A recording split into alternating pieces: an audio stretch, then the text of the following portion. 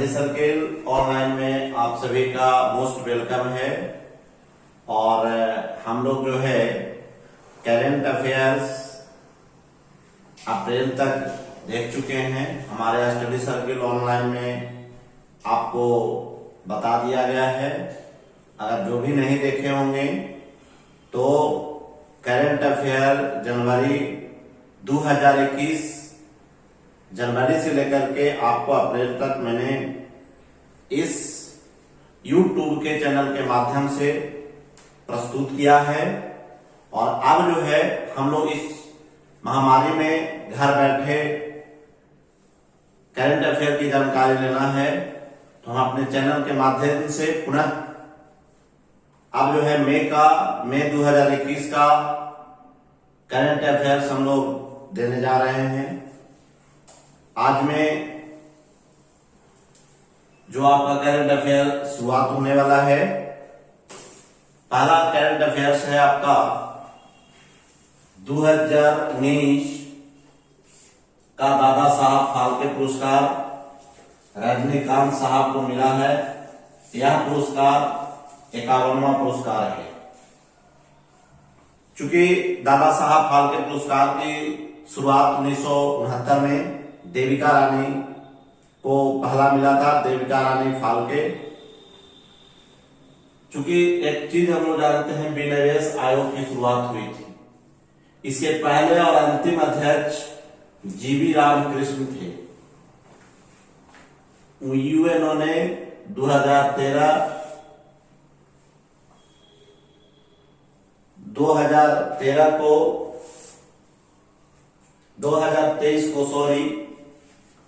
2023 को मोटे अनाजों का अंतर्राष्ट्रीय वर्ष घोषित किया गया है। यह जो है संयुक्त राष्ट्र संघ के द्वारा किया गया है। चूंकि हम लोग जानते हैं कि संयुक्त राष्ट्र संघ की स्थापना 24 अक्टूबर 1945 को हुआ था। अब मोटे अनाज में कौन कौन से चीज आते हैं हम लोग जानते हैं। जितने भी आपका मोटे अनाज के अंतर्गत आपका जितने भी आपके अगहनी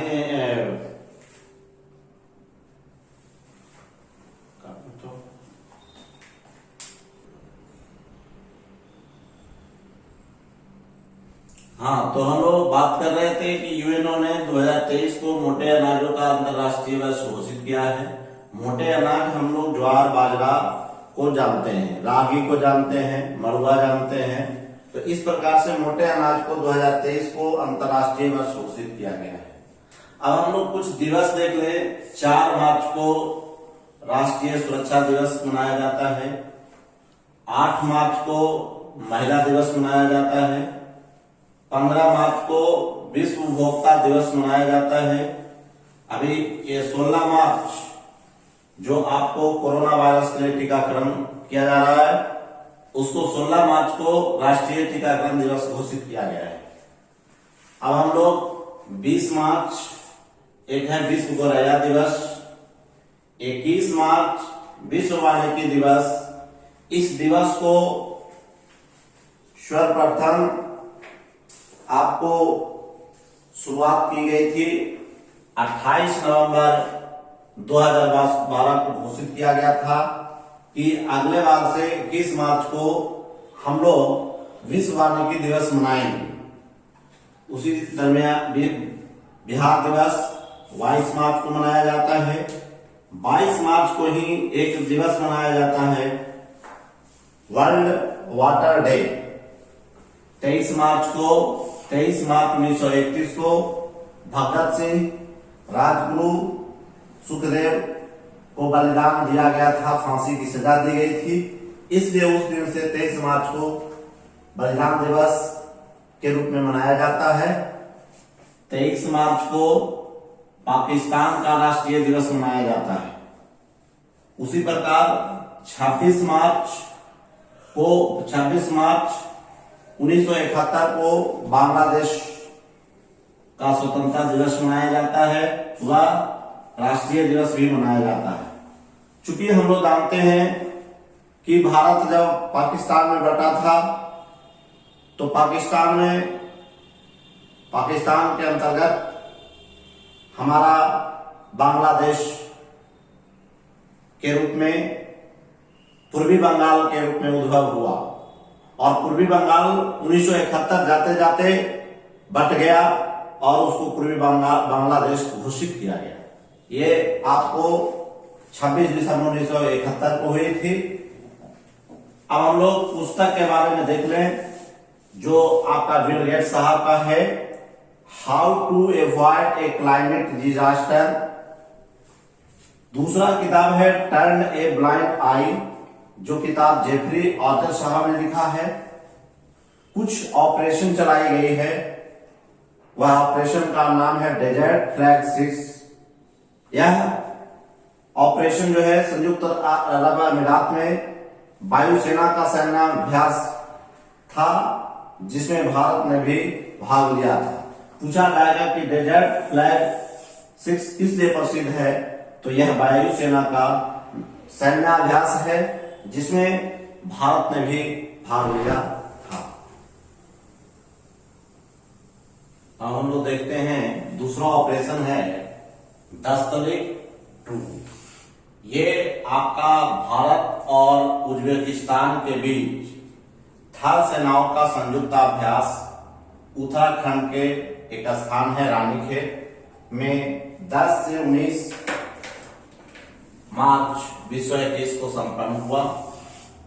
और ये रानीखेत एक बीमारी है जो मुर्गी में है, लेकिन एक स्थान भी है जो उत्तराखंड में है। यहीं पर थल सेना का संयुक्त सैन्याभ्यास किया गया है। उसके बाद है एक है लीड इट, जिसको कहते हैं leadership group of industry and transition. ये उद्योगों के ट्रांजिशन के लिए एक बनाया गया है जिसको हम लोग लीड इट कहते हैं। हम लोग जानते हैं कि राष्ट्रीय स्वयंसेवक संघ, जिसको हम लोग जिसकी स्थापना हेडगेवार साहब ने किया था, नागपुर में किया था। इसके अध्यक्ष तथा एक कार्यवाह होते हैं जो नए बनाए गए हैं दत्तात्रेय होसवाले को, ये कर्नाटक के हैं। अनुसूचित जनजाति आयोग के नए अध्यक्ष हर्ष चौहान हैं।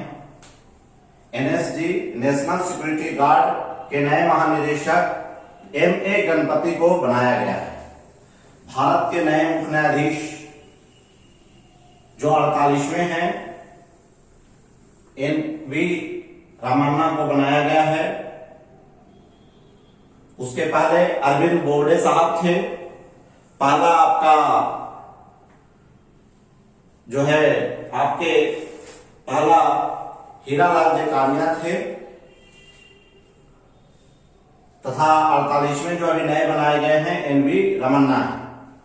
गांधी शांति पुरस्कार 2019 काबूस बिन सैद अल सैयद को मिला है।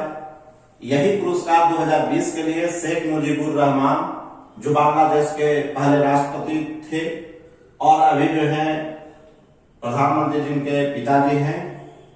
भारत सरकार ने गांधी शांति पुरस्कार की स्थापना 1995 में गांधी जी की 125वीं जयंती के अवसर पर की गई थी।